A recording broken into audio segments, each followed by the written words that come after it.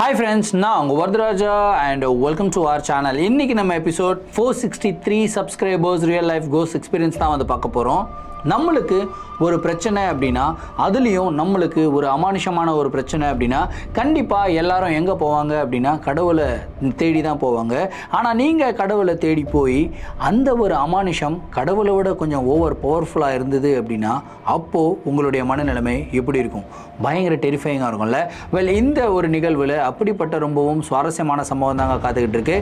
இந்த சம்பவத்தை நீங்கள் பார்க்குறதுக்கு முன்னாடி நீங்கள் நம்ம சேனலுடைய புதிய பார்வையாளராக இருந்தாலும் சரி, இல்லைனா நம்மளுடைய சேனலை பார்த்துட்டு இருக்கீங்க, சப்ஸ்கிரைப் பண்ணாமல் பார்த்துட்டு இருக்கீங்க அப்படின்னா தயவுசெய்து சப்ஸ்கிரைப் பண்ணிக்கோங்க. கூடவே இருக்கிற பெல் ஐகானை கிளிக் பண்ணிக்கோங்க. அப்போ தான் நான் எவ்ரி ஆல்டர்னேட்டிவ் டே போடுற வீடியோ உங்களால் உடனே பார்க்க முடியும். இப்போ வாங்க ஸ்ட்ரெயிட்டாக வீடியோக்குள்ளே போகலாம்.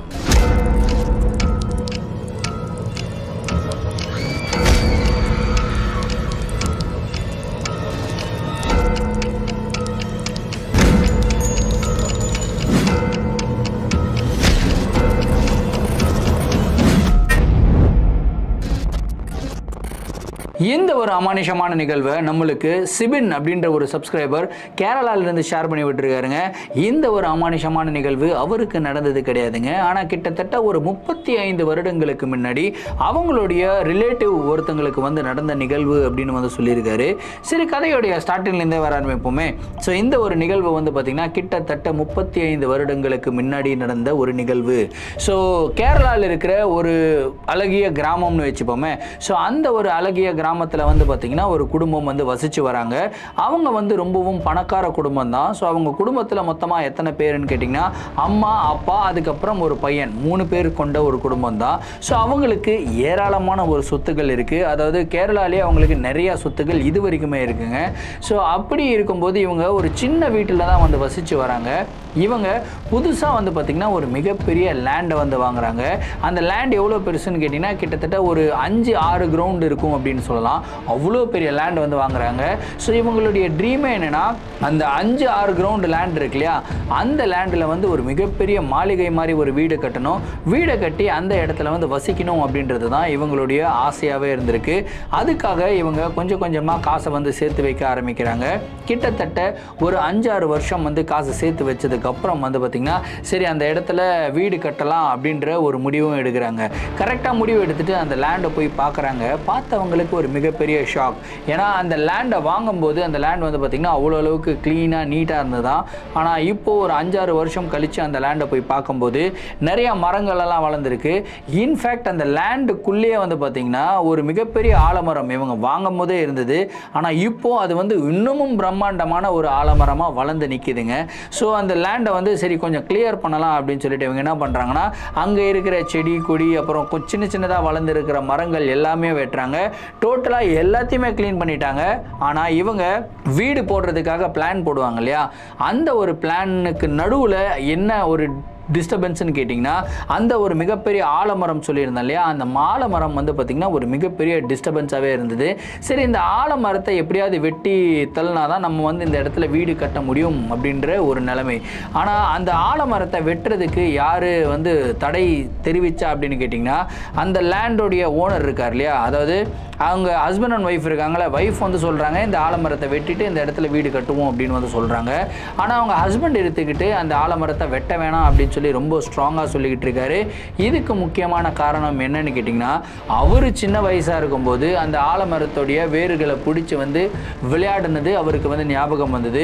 ஸோ சின்ன வயசுலேருந்து இந்த மரத்து கூட நம்ம வந்து ஒன்றி வாழ்ந்துட்டோம், இந்த மரத்து கூட எவ்வளோ நாள் நம்ம வந்து விளையாடி இருக்கோம். அப்படி இருக்கும்போது இந்த மரத்தை வெட்டுறதா அப்படின்ற ஒரு தயக்கம் வந்து பார்த்திங்கன்னா அவருடைய மனசில் வந்து இருந்ததுங்க. ஆனால் என்னதான் தயக்கம் இருந்தாலும் மனைவி பேச்சை தட்ட முடியுமா? கண்டிப்பாக தட்ட முடியாது இல்லையா. அப்படி தான் ஒரு மாதம் வந்து பார்த்திங்கன்னா இதே மாதிரி ஒரு கான்வர்சேஷன் அவங்க 2 பேருக்கு நடுவில் வந்து போயிட்டுருக்கு. ஒரு மாதம் கழித்து அவர் என்ன டிசைட் பண்ணுறாருனா சரி ஃபைனலாக அந்த மரத்தை வெட்டிட்டு இந்த இடத்துல வீடை கட்டுவோம் அப்படின்ற ஒரு டிசிஷன் எடுக்கிறாரு.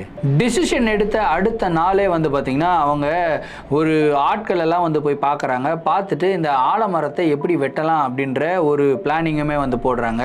ஸோ ஆக்ஸா பிளேடு அந்த மாதிரி பெரிய பெரிய அந்த செயின் சாலாம் இருக்கும் இல்லையா, ஒரு மிகப்பெரிய ஒரு கிருன்னு ஓடுமே அந்த மிஷின், அந்த மாதிரி மிஷின்லாம் அப்போ இருந்ததான்னு தெரியல, நான் வந்து ஒரு யூகத்துக்கு வந்து சொல்கிறேன். ஸோ அந்த மாதிரி டூல்ஸ் எல்லாமே வந்து ரெடி பண்ணிவிட்டு கிட்டத்தட்ட ஒரு 7 ஆட்கள் வந்து வேலைக்கு வராங்க. வேலைக்கு வந்து பார்த்திங்கன்னா அந்த மரத்தை வெட்டுறதுக்கு உண்டான ஒரு முயற்சியில் வந்து ஈடுபடுறாங்க. ஸோ ஃபஸ்ட்டு வந்து கிர்ன்னு அந்த மிஷினை போடுறாங்க, இல்லைனா வந்து கையில் இருக்கிறாங்களான்னு தெரியல. ஃபஸ்ட்டு வந்து மிஷினை போடுறாங்க. மிஷினை போட்டு கிட்டத்தட்ட ஒரு 5 நிமிஷத்துலேயே என்ன ஆகுதுன்னு பார்த்தீங்கன்னா, அந்த பிளேடு இருக்கும் இல்லையா, அந்த பிளேடு வந்து பார்த்திங்கன்னா உடையுது. என்னடா இது, இந்த பிளேடே வந்து உடையுதே அப்படின்னு சொல்லிட்டு இன்னொரு பிளேடை ஃபிக்ஸ் பண்ணி திரும்பியும் வந்து அந்த மிஷினை ஓட்டுறாங்க. மிஷினை ஓட்டுன அடுத்த செகண்ட் வந்து பார்த்திங்கன்னா திரும்பவும் அந்த ஒரு பிளேடுமே உடையுது. இப்படி கண்டினியூஸாக கிட்டத்தட்ட ஒரு 5 பிளேடு வந்து உடஞ்சிருச்சு. ஸோ அங்கே வேலை செஞ்சுக்கிட்டு இருக்க ஆட்கள் என்ன சொல்கிறாங்க அப்படின்னா, எங்ககிட்ட இப்போ பிளேடே கிடையாது, இப்போ இந்த மரத்தை எப்படி வெட்டுறது அப்படின்னு சொல்லி யோசிச்சுக்கிட்டு இருக்கும்போது தான் ஒருத்தர் வந்து சொல்கிறாரு, இந்த மாதிரி நான் கோடாலியெல்லாம் எடுத்துகிட்டு வந்திருக்கேன் அப்படின்னு வந்து சொல்கிறாரு. சரி, கோடாலியை வச்சு நம்ம வந்து மரத்தை வெட்டுவோம் அப்படின்னு சொல்லிட்டு கோடாலியை வச்சு மரத்தை வெட்டுறதுக்கு முயற்சி பண்ணுறாங்க. கோடாலி வந்து பார்த்திங்கன்னா ஒரு இரும்பு இருக்கும், இரும்பில் ஒரு மிகப்பெரிய கட்டை வந்து சொருகி அதுதான் வந்து கோடாலியாக யூஸ் பண்ணுவாங்க. ஸோ இவங்க கோடாலியை வச்சு மரத்தை வெட்டுறாங்க. வெட்டும் போது என்ன ஆகுதுன்னு கேட்டிங்கன்னா, கோடாலி வந்து உள்ளே போய் மாட்டிக்குது. இவங்கனால கோடாலியை வெளியே எடுக்கவே முடியல. சரி, ஒருத்தர் போட்ட கோடாலி போய் மாட்டுச்சுன்னா பரவாயில்ல, அந்த இடத்துல 6 பேர் வேலை செய்கிறாங்க. 6 பேர் போட்ட கோடாலியுமே வந்து பார்த்திங்கன்னா உள்ள மரத்தில் போய் லாக் ஆகிடுச்சு. இவங்கனால அந்த கோடாலியை வெளியே எடுக்கவே முடியலங்க. அப்படியே மரத்தில் லாக் ஆனபடி தான் இருக்குது. என்னடா இது இப்படி நடக்குது அப்படின்னு சொல்லிட்டு இவருடைய பையன், அதாவது ஓனருடைய பையன் இருக்கான் இல்லையா, அந்த பையன் வந்து பார்த்திங்கன்னா பக்கத்தில் வரான். ஒரு காலேஜ் போகிற பையன் வச்சுப்போமே. ஸோ அந்த பையன் வந்து பார்த்திங்கன்னா பக்கத்தில் வரான். அந்த கோடாலியை இழுக்க வந்து ட்ரை பண்ணுறாங்க. கரெக்டாக அந்த கோடாலியை இழுக்க ட்ரை பண்ணும்போது திடீர்னு என்ன ஆகுதுன்னு கேட்டிங்கன்னா, மேலே இருந்து ஒரு மரக்கிளை வந்து பார்த்திங்கன்னா உடஞ்சி கீழே விழுகுது. கீழே அவனுடைய தலை மேலே விழ வேண்டியது ஜஸ்ட் மிஸ் ஆகி அவன் நவந்தனால அந்த ஒரு மிகப்பெரிய கிளை வந்து பார்த்திங்கன்னா அந்த ஓனர் பையனுடைய காலில் வந்து விழுகுதுங்க. காலில் விழுந்து அவனுடைய கால் உடஞ்சிருச்சு, எலும்பு வந்து வெளியே வந்துருச்சு. உடனடியாக ஐயோன்னு பதறி போன அந்த இடத்தோடைய ஓனர் அந்த பையனை ஹாஸ்பிட்டலில் கூட்டிகிட்டு போயிருக்காரு. காலில் ஒரு மிகப்பெரிய மாவு கட்டு போட்டிருக்காரு. அதுக்கப்புறம் என்ன சொல்கிறாருன்னா, என் பையன் சரியாகிற வரைக்கும் இந்த ஒரு வேலையை பண்ண வேணாம், அப்படியே வந்து நிறுத்தி வைப்போம் அப்படின்னு சொல்லிட்டு வந்தவங்களுக்கெல்லாம் சம்பளம் கொடுத்து அவங்கள வந்து அனுப்பி விட்டுறாருங்க. பையனை வந்து வீட்டுக்கும் கூட்டிகிட்டு போகிறாரு. மனைவி பதறி போய் ஐயோ பையனுக்கு என்னாச்சு அப்படின்னு சொல்லி கேட்குறாங்க. அங்கே நடந்த எல்லா விஷயத்தையும் வந்து சொல்கிறாரு. அதுக்கப்புறம் பையனை வந்து சாப்பிட்றதுக்கு கொடுக்குறாங்க. நீ ஒன்றுமே கவலைப்படாதப்பா, நாங்கள் பார்த்துக்குறோம், கூடி சீக்கிரம் சரியாயிடும், நீ ரெஸ்ட் மட்டும் எடு அப்படின்னு சொல்கிறாங்க. சரி, பையன் வந்து தனியாக படுக்க வேணாம், நைட் டைமில் திடீர்னு வழியில் வந்து அணத்துவான், இல்லைனா ஏதாவது வேணும்னு கேட்பான், அந்த டைமில் வந்து எழுந்து அவனால் வர முடியாது, கால் உடஞ்சிருக்கு இல்லையா, நம்ம கூடயே படுத்துப்போம் அப்படின்னு சொல்லிட்டு பையனை வந்து பெட்டு மேலே படுக்க வச்சுட்டு இவங்க கீழே படுத்து தூங்குறாங்க.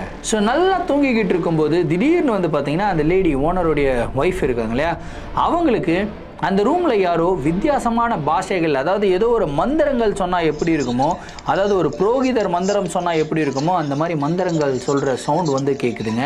என்னடா இது, தூக்கத்தில் இந்த மாதிரி மந்திரங்கள் சொல்கிற சவுண்டாக கேட்குது, ஒருவேளை கனவாக இருக்குமோ அப்படின்னு சொல்லி நெக்லெக்ட் பண்ணிவிட்டு அவங்க என்ன பண்ணுறாங்கன்னா அவங்க மேலும் தூங்க ஆரம்பிக்கிறாங்க.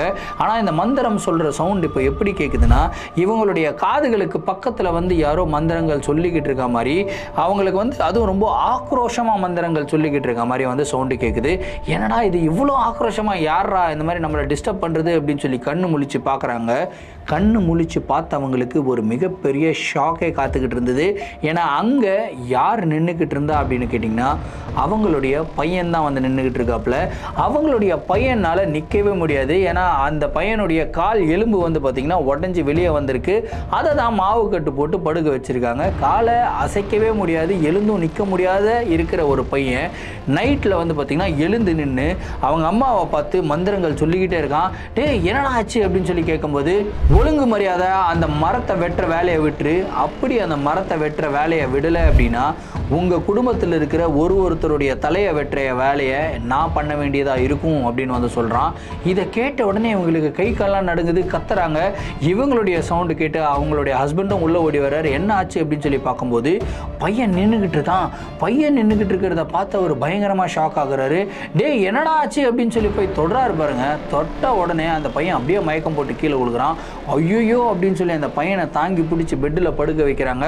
படுக்க வச்சு எப்படி இந்த வந்து ஏந்து நின்ன நின்னா அப்படின்னு சொல்லி அவனையே ஒத்து பார்த்துக்கிட்டு இருக்காங்க. அதுக்கப்புறம் ஒரு மணி நேரம் கழித்து வந்து பார்த்திங்கன்னா கால் வலிக்குது அப்படின்னு சொல்லி அந்த பையன் எழுந்து உட்காந்து அழுக ஆரம்பிக்கிறான். அப்படியே வந்து அந்த பையனை சமாதானப்படுத்திட்டு, டே என்னடாச்சு, ஏன்டா 1 மணி நேரம் முன்னாடி எழுந்து நின்ன அப்படின்னு சொல்லி கேட்குறாங்க. அந்த பையன் சொல்கிறான், என்னது நான் எழுந்து நின்னேனா, நான் எதுவுமே எழுந்து நிற்கலையே அப்படின்னு வந்து சொல்கிறான். இப்படியே வந்து 2 பேரும் ஒருத்தரை பார்த்துக்கிறாங்க. யார் ஹஸ்பண்ட் அண்ட் ஒய்ஃப் 2 பேரும் ஒருத்தரை பார்த்துட்டு, என்னடா இது இவன் வேறு எழுந்து நிற்கலன்னு சொல்கிறான், இவன் வேறு எழுந்து நின்றான். அதுக்கப்புறம் அந்த ஒய்ஃப் சொல்கிறாங்க, டே நீ கூட ஏதோ மந்திரங்கள்லாம் சொன்னியாடா, என்ன வேறு மிரட்டினேடா, மரத்தை வெட்டினா உன்னை வெட்டிடுவேன், கழுத்தை வெட்டிடுவேன், அப்படி இப்படிலாம் சொன்னியாடா, எனக்கு ரொம்ப பயமாக இருக்குடா, என்னடா ஆச்சு அப்படின்னு சொல்லி கேட்குறாங்க.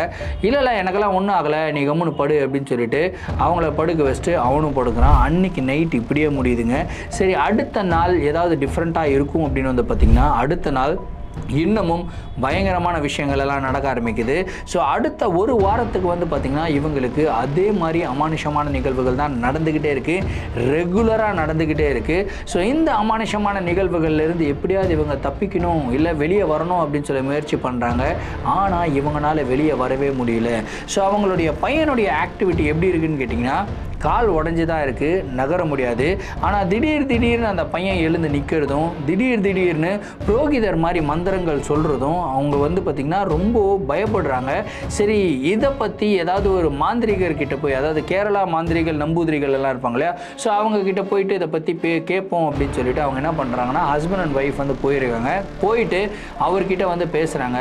பேசிக்கிட்டு இருக்கும்போது அவர் என்ன சொல்கிறாருன்னா, சரி உங்கள் பையனுக்கு ஏதாவது ஆன்மா ஏதாவது உள்ளே வந்திருக்கும், அந்த ஆன்மாவை கொஞ்சம் நம்ம விரட்டி விடுவோம், பையனை எப்படியாவது இங்கே கூட்டிகிட்டு வர முடியுமா அப்படின்னு சொல்லி கேட்டிருக்காரு.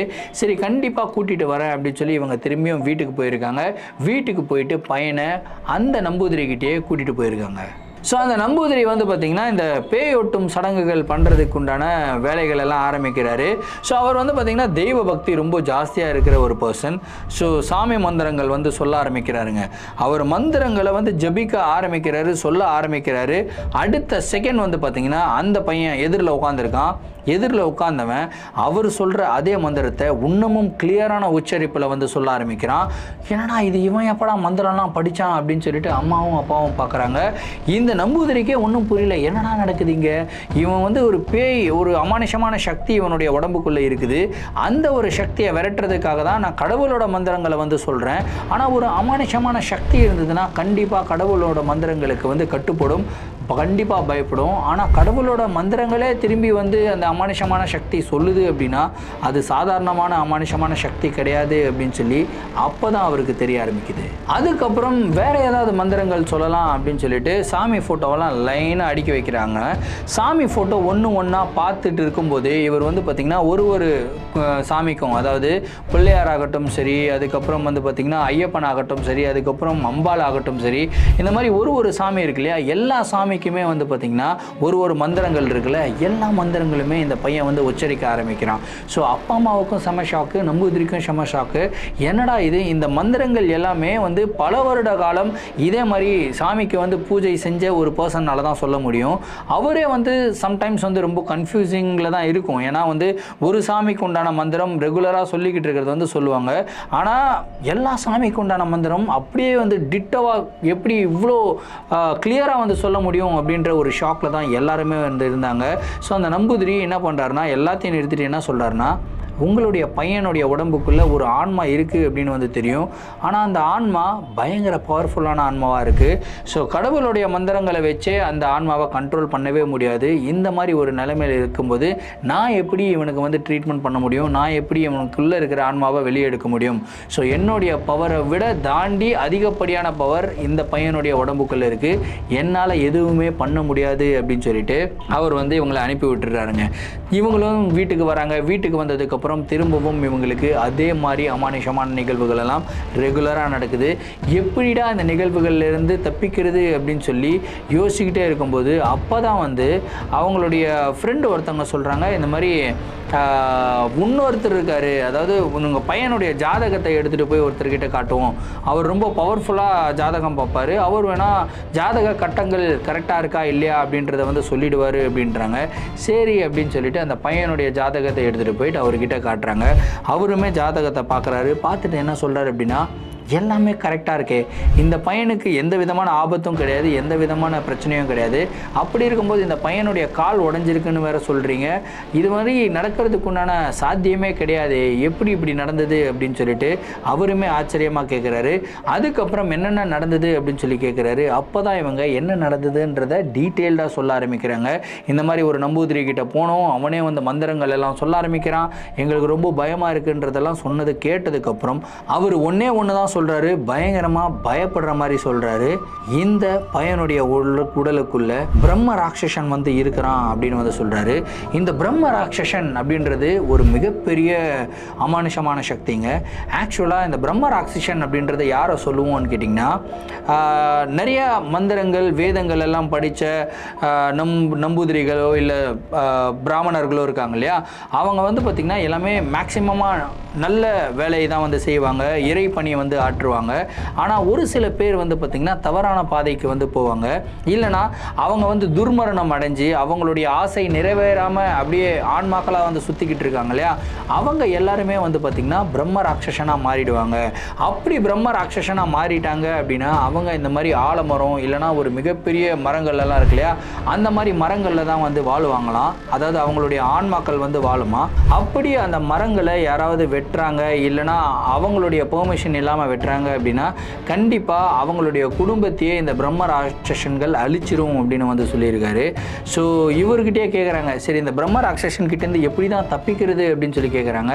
அதுக்கு அவர் சொல்கிறாரு, இந்த பிரம்ம ராட்சசனை கண்ட்ரோல் பண்ணக்கூடிய சக்தி யாருக்கிட்டேயுமே கிடையாது, ஆனால் ஒரே ஒரு இன மக்களுக்கு மட்டும் இருக்குது அப்படின்னு வந்து சொல்கிறாரு.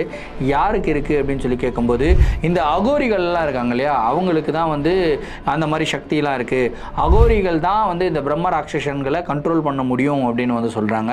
இப்போ ஒரு மிகப்பெரிய பிரச்சனைனா அகோரிகளை எங்கே தேடி போவாங்க, இவங்க இருக்கிறது கேரளாவில். ஸோ கேரளாவில் ஒரு ரிமோட் வில்லேஜில் இருக்காங்க. ஸோ அகோரிகளை தேடி போகணும் அப்படின்னு சொல்லிட்டு இவங்க என்ன பண்ணுறாங்கன்னா, கங்கை நதி இருக்கு இல்லையா, ஸோ அதுக்கு பக்கத்தில் வந்து போகிறாங்க. போயிட்டு அகோரி பாபா, அதாவது ஒரு பயங்கர எக்ஸ்பீரியன்ஸ்டான அகோரி பாபா வந்து தேடுறாங்க. ஸோ அந்த இடத்துக்கு போனதுக்கு அப்புறம் வந்து பார்த்திங்கன்னா இவங்க யாரையும் வந்து தேட தேவையில்ல, ஒருத்தர் வந்து நேராக இவங்க கிட்ட நடந்து வராரு. வாங்க, உங்களுக்காக தான் நான் வெயிட் பண்ணிக்கிட்டு இருந்தேன், வாங்க போகலாம் அப்படின்னு வந்து சொல்கிறாரு. என்ன சாமி, என்ன நீங்கள் சொல்லுங்க, உங்கள் வீட்டில் என்ன பிரச்சனைன்னு எனக்கு தெரியும், வாங்க போகலாம், போயிட்டு இந்த பிரச்சனையை முடிக்கலாம் அப்படின்னு சொல்லிட்டு அந்த அகோரி பாபா வந்து பார்த்திங்கன்னா இவங்க கூடவே வந்து வராரு. கேரளாவுக்கு வந்துட்டு அந்த இடத்துக்கு வந்து போகிறாரு. பையனை கூட்டிகிட்டு வாங்கன்னு சொல்லி அந்த ஆலமரத்து பக்கத்தில் வந்து உட்கார வைக்கிறாருங்க.